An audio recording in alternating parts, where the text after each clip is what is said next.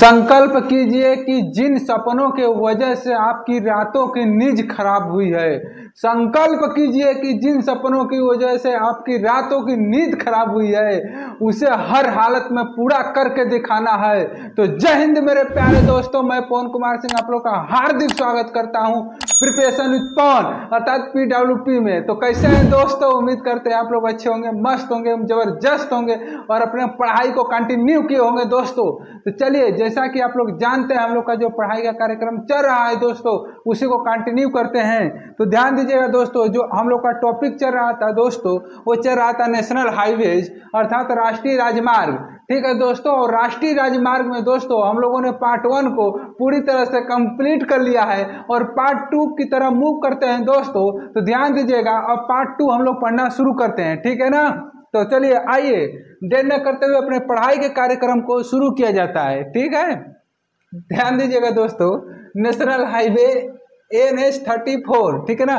National highway NH-34 जो है गंगोत्री, कहाँ बाबू, गंगोत्री उत्तराखंड, गंगोत्री धाम उत्तराखंड से निकलता है और कहाँ जाता है, लाखडोम मध्य प्रदेश में, ठीक है ना।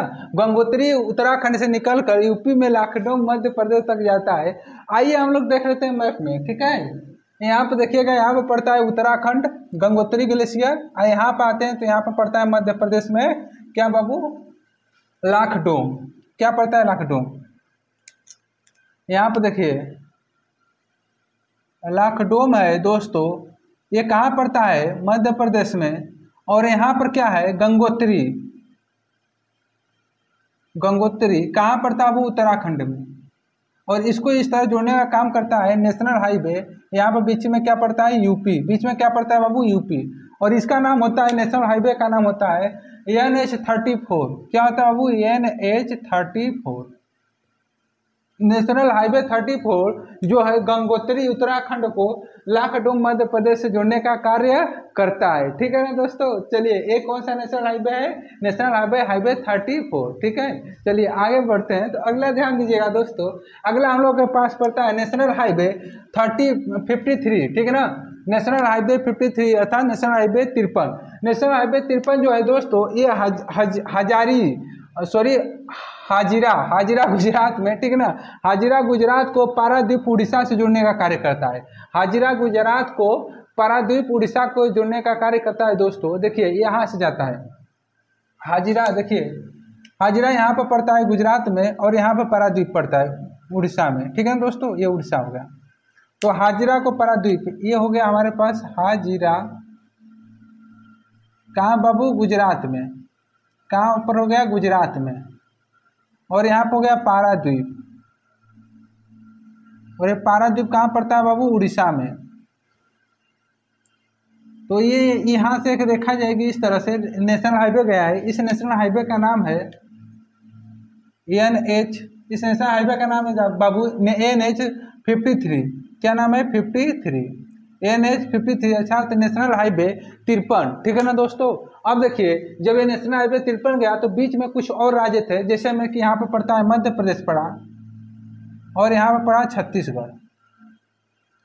तो आप लोगों को समझ में आया कि NH नेशनल हाईवे 53 जो है दोस्तों, वो हाजिरा गुजरात को हाजिरा से पारादीप उड़ीसा से जोड़ने का कार्य करता है। और कितने राज्यों से होकर गुजरता है, 4 राज्यों से, जिसमें पहला राज्य की बात की जाए दोस्तों तो गुजरात हो जाएगा, दूसरा मध्य प्रदेश, तीसरा छत्तीसगढ़, चौथा हो जाएगा उड़ीसा, ठीक है ना। चलिए तो आगे बढ़ते हैं। चलिए, तो अगला जो हम लोग को नेशनल हाईवे पढ़ना है दोस्तों, वो है नेशनल हाईवे 66 अर्थात नेशनल हाईवे 66, ठीक है ना दोस्तों। याद रखिए, नेशनल हाईवे 66। नेशनल हाईवे 66 जो है वो पनवेल कहाँ पड़ता है, महाराष्ट्र में। पनवेल को कन्याकुमारी से जोड़ने का कार्य करता है, पर कन्याकुमारी तमिलनाडु में पड़ती है, ठीक है ना दोस्तों। पनवेल को कन्याकुमारी से जोड़ने का काम कौन सा नेशनल हाईवे करता है, नेशनल हाईवे 66। और बताइए कितने राज्यों से होकर गुजरता है, तो गोवा, कर्नाटक और केरला से भी होकर गुजरता है, ठीक है ना। गोवा, कर्नाटक, केरला, ठीक है ना। देखिए दोस्तों, यहाँ पर आप आएंगे तो ये पड़ता है पनवेल। क्या नाम है इसका, नाम है पनवेल, ठीक है ना, पनवेल। और ये पनवेल कहाँ पड़ता है दोस्तों, महाराष्ट्र में। और यहाँ पर पड़ता है हमारे पास कन्याकुमारी। क्या बाबू पड़ता है,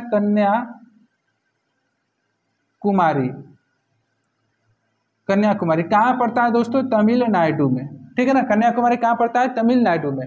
तो देखिए ये पनवेल जो है हमारे पास जो नेशनल हाईवे 66 है, नेशनल हाईवे 66, नेशनल हाईवे क्या है बाबू? 66।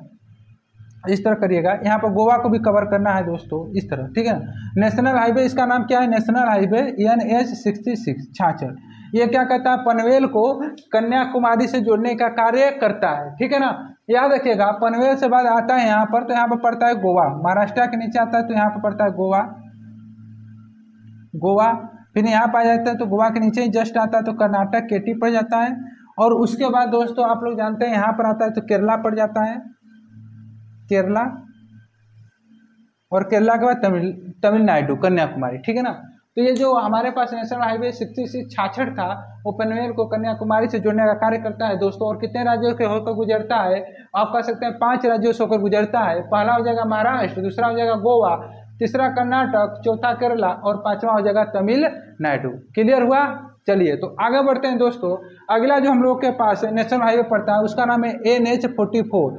अच्छा, तो नेशनल हाईवे 44 मोस्ट इम्पॉर्टेंट दोस्तों याद रखिएगा, नेशनल हाईवे 44 जो है वो श्रीनगर जम्मू कश्मीर को कन्याकुमारी तमिलनाडु से जोड़ने का कार्य करता है, ठीक है ना। श्रीनगर जम्मू कश्मीर को यहाँ कन्याकुमारी तमिलनाडु से जोड़ने का कार्य कौन सा नेशनल हाईवे करता है दोस्तों? नेशनल हाईवे 44 है, नेशनल हाईवे 44। और देखिएगा कितने राज्यों से होकर गुजरता है, तो याद रखिएगा ये भारत का सबसे बड़ा नेशनल हाईवे है। भारत का सबसे बड़ा नेशनल हाईवे कौन सा है दोस्तों? नेशनल हाईवे NH 44 यानी नेशनल हाईवे 44, ठीक है दोस्तों। और यहाँ पर देखिएगा तो बहुत सारे राज्यों से होकर गुजरता है, जैसे में जम्मू कश्मीर और कह सकते हैं हिमाचल प्रदेश, पंजाब, हरियाणा, दिल्ली, UP, उसके बाद UP के बाद मध्य प्रदेश, फिर महाराष्ट्र, फिर उसके बाद तेलंगाना हो जाएगा दोस्तों, फिर आंध्र प्रदेश, फिर कर्नाटका, ठीक है ना। इतने राज्यों से होकर ये गुजरता है। तो आइए दोस्तों ध्यान दीजिएगा, मैप में आते हैं। देखिए आप लोग अगर मैप पर ध्यान देंगे तो यहाँ पर हमारे पास पड़ता है श्रीनगर। क्या पड़ता है दोस्तों? श्रीनगर। कहाँ पर है बाबू? जम्मू एंड कश्मीर में। कहाँ पर है? जम्मू एंड कश्मीर में। और यहाँ पर हमारे पास क्या है दोस्तों? कन्याकुमारी। कहाँ पर है? तमिलनाडु में। याद रखिएगा यहाँ पर अगर हम दिखाना चाहें नेशनल हाईवे को तो यहाँ पर देखिए इस तरह आएगा। यहाँ पर देखिए नेशनल हाईवे जो है इस तरह कुछ होते हुए यहाँ पर आकर मिल जाता है। इस नेशनल हाईवे का नाम है NH नेशनल हाईवे 44 यानी नेशनल हाईवे 44 जो है श्रीनगर जम्मू कश्मीर से कन्याकुमारी तमिलनाडु को जोड़ने का कार्य करता है दोस्तों। लेकिन जैसा ही ये आगे आएगा तो यहाँ पर कुछ राज्य पड़ता है जो कि मोस्ट इम्पॉर्टेंट है। देखिए याद रखिएगा, यहाँ पर आएगा तो आप कह सकते हैं क्या पड़ता है? हिमाचल प्रदेश। यहाँ पर तो जम्मू कश्मीर है, यहाँ पर हिमाचल प्रदेश। इसके नीचे आएगा तो यहाँ पर PB पंजाब, फिर इसके नीचे आएगा तो हरियाणा, फिर यहाँ पाएगा तो फिर दिल्ली DL, ठीक है ना, इसी पास है। फिर इसके बाद दोस्तों क्या पड़ेगा? यूपी के बाद फिर क्या पड़ेगा? यूपी के बाद दोस्तों क्या पड़ेगा? MP के बाद यहाँ पाएगा तो नीचे क्या पड़ेगा? MH महाराष्ट्र, ठीक है ना। MH याद रखिएगा MH। फिर उसके नीचे आएगा तो यहाँ पर हमारे पास MH के नीचे KT पड़ता है, ठीक है। KT के बाद यहाँ पर पड़ेगा, आप लोग याद रखिएगा दोस्तों, कर्नाटक हो गया, KT हो गया। फिर उसके बाद यहाँ पर आप लोगों का हो जाएगा आंध्र प्रदेश। यहाँ पर KT के बाद पड़ेगा तेलंगाना TL, फिर उसके पास हो जाएगा आंध्र प्रदेश AP, फिर उसके बाद हो जाएगा TN, ठीक है दोस्तों। इतना राज्य इस पर पड़ता है। तो ध्यान दीजिएगा फिर से। देखिए जो हमारे पास नेशनल हाईवे 44 ये भारत का सबसे बड़ा नेशनल हाईवे क्या है? भारत का सबसे बड़ा, ठीक है। यहाँ पर लिख देते हैं भारत का सबसे बड़ा, भारत का सबसे लंबा नेशनल हाईवे क्या है बाबू? सबसे लंबा। बड़ा का मतलब क्या है? लंबा। लंबाई में बात की जाती है, ठीक है ना दोस्तों। नेशनल हाईवे लंबाई की बात करता है। देख रहे हैं यहाँ पे है श्रीनगर और यहाँ पे आ गया कन्याकुमारी, इतना लंबाई से है। और इसका नाम है NH 44। पहला राज्य पड़ता है अगर बात करें तो जम्मू कश्मीर, दूसरा हिमाचल प्रदेश, तीसरा पड़ जाएगा पंजाब, हरियाणा, दिल्ली, उत्तर प्रदेश, मध्य प्रदेश, उसके बाद महाराष्ट्र, कर्नाटक, तेलंगाना, फिर उसके बाद आंध्र प्रदेश, उसके बाद तमिलनाडु। ये सभी के सभी राज्य जो हैं दोस्तों वो नेशनल हाईवे 44 पर स्थित हैं, ठीक है ना। यानी उतने से होकर नेशनल हाईवे 44 गुजरता है, ठीक है ना। समझ में आया? क्लियर हुआ? चलिए तो आगे बढ़ते हैं। अगला जो हम लोग को पढ़ना है दोस्तों, नेशनल हाईवे क्या 27 यानी NH 27, नेशनल हाईवे 27, ठीक है ना दोस्तों। याद रखिएगा नेशनल हाईवे 27 ये जो पढ़ना है हम लोग को पोरबंदर गुजरात से, ठीक है ना, ये जाता है पोरबंदर गुजरात से सिलचर असम तक जाता है। कहाँ बाबू? सिलचर असम तक, ठीक है ना। नेशनल हाईवे 27 पोरबंदर गुजरात से सिलचर असम तक जाता है। और कितने राज्यों से होकर जाता है? तो देखिए गुजरात, राजस्थान, मध्य प्रदेश, फिर यूपी, फिर बिहार, फिर पश्चिम बंगाल, ठीक है ना दोस्तों। कहाँ पर देखिएगा, देखिए गुजरात, राजस्थान, मध्य प्रदेश, फिर उत्तर प्रदेश, फिर बिहार, फिर पश्चिम बंगाल, फिर असम में। देखिए अगर आप यहाँ पर ध्यान देंगे तो यहाँ पर पड़ता है पोरबंदर। क्या पड़ता है बाबू? पोरबंदर। यहाँ पर पड़ता है असम में सिलचर, ठीक है ना। इसका नाम है बाबू सिलचर। सिलचर, सिलचर कहाँ पड़ता है? असम में, असम। और यहाँ पे आप देखिएगा इसका नाम है पोरबंदर। पोरबंदर, पोरबंदर कहाँ पड़ता है बाबू? गुजरात में। कहाँ पर? गुजरात में। इन दोनों को जोड़ने का काम करता है जो इसका नाम है NH47। इस नेशनल हाईवे का नाम है NH47। इसका नाम है बाबू क्या? इसका नाम है NH27, ठीक है ना। NH27, इस नेशनल हाईवे का नाम है NH27, ठीक है ना। जो नेशनल हाईवे 27 अर्थात 27 है वो क्या बोलते हैं? पोरबंदर गुजरात को सिलचर असम तक जोड़ने का कार्य करता है, ठीक है ना दोस्तों। तो याद रखिएगा, पहला पड़ता है हमारे पास राज्य की बात करें तो गुजरात। इसके आगे जैसे ही बढ़ेगा तो गुजरात के बाद हमारे पास ये अगला राज्य पड़ता है राजस्थान। क्या बाबू? राजस्थान। फिर इसके आगे बढ़ेगा तो मध्य प्रदेश। फिर इसी के आगे बढ़ेगा दोस्तों, तो यहाँ पर आप आगे बढ़ेंगे तो इसी तरह अगला जो राज्य पड़ेगा उत्तर प्रदेश, ठीक है ना। देख रहे हैं यूपी के नीचे यूपी हो गया, ठीक है। फिर यहाँ पर पड़ता है दोस्तों बिहार। फिर इसके आगे चले जाएंगे तो वेस्ट बंगाल, ठीक है। फिर उसके बाद दोस्तों आसाम ही पड़ जाता है, ठीक है ना। तो कितने राज्य से होकर गुजरता है नेशनल हाईवे 27? देखिए पहला गुजरात 1, दूसरा होगा राजस्थान 2, मध्य प्रदेश 3, यूपी 4, बिहार 5, पश्चिम बंगाल 6 और असम 7। ये 7 राज्यों से होकर जाता है कौन सा? National highway 27। समझ में आ रहा है कि नहीं दोस्तों? समझ में आया ना। तो ये देखिए आप लोग का जो ये नेशनल हाईवे वाला था ये आप लोग को अच्छी तरीके से समझ में आया होगा। लेकिन दोस्तों इसमें याद रखिएगा आप लोग कि क्या बोलते हैं कि इसमें एक चीज हमारे पास है नंबर, जैसे NH34, ठीक है दोस्तों। तो याद रखें जो नेशनल ये नंबर हमारा नेशनल हाईवे के क्रम को दिखाता है, ठीक है ना। ये आप लोग ध्यान दीजिएगा। जैसे NH34 लिख दिया तो आप लोग को समझ में नहीं आ रहा होगा, तो दोस्तों याद रखिएगा ये नेशनल हाईवे नंबर 34 है, हाईवे नंबर 53 है, हाईवे नंबर 66 है यानी 66 है, हाईवे नंबर क्या बोलते हैं 44 है, यानी इसका नाम दिया गया है नंबर वाइज, ठीक है ना। समझ में आया ये बात? चलिए तो अब आइए दोस्तों, अब हमारे पास एक और पड़ता, एक चीज और क्वेश्चन याद रखिएगा दोस्तों, ये नेशनल हाईवे 44 और नेशनल हाईवे 27 ये दोनों इंपॉर्टेंट है, ठीक है दोस्तों। याद रखिएगा नेशनल हाईवे 44, नेशनल हाईवे 27 दोनों इंपॉर्टेंट है, दोनों को बहुत विस्तार से याद रखिएगा दोस्तों, ठीक है ना। एक क्वेश्चन पूछा गया था, बताइए नेशनल हाईवे 44 और नेशनल हाईवे 27 एक दूसरे को कहाँ पर काटते हैं, यानी कहाँ पर एक दूसरे को काटते हैं। देखिए ये गया है नेशनल हाईवे, क्या है ये नेशनल हाईवे क्या है 27 है, और नेशनल हाईवे ये क्या है, नेशनल हाईवे बाबू ये कौन सा है 44 है। एक दूसरे को कहाँ पर काटते हैं, एक दूसरे को ये जहाँ पे ये दोनों काटे हैं ये जगह है यूपी, और यूपी में कहाँ पर बाबू? झांसी में काटते हैं। कहाँ पर बाबू? झांसी। किस जिले में? झांसी में, उत्तर प्रदेश। उत्तर प्रदेश झांसी में ये क्या बोलते हैं कि एक दूसरे को नेशनल हाईवे 27 और नेशनल हाईवे 44 एक दूसरे को क्या करते हैं? काटते हैं, ठीक है ना। समझ में आया कि नहीं? देखिए जो बिंदु लिखे हैं झांसी यूपी में पड़ता है। समझ में आया कि नहीं बात? ठीक है ना। एक क्वेश्चन पूछा गया था इसलिए हमने क्लियर कर दिया। अब एक क्वेश्चन और पूछा जाता है दोस्तों स्वर्णिम चतुर्भुज से, बहुत फेमस क्वेश्चन है स्वर्णिम चतुर्भुज, ठीक है ना।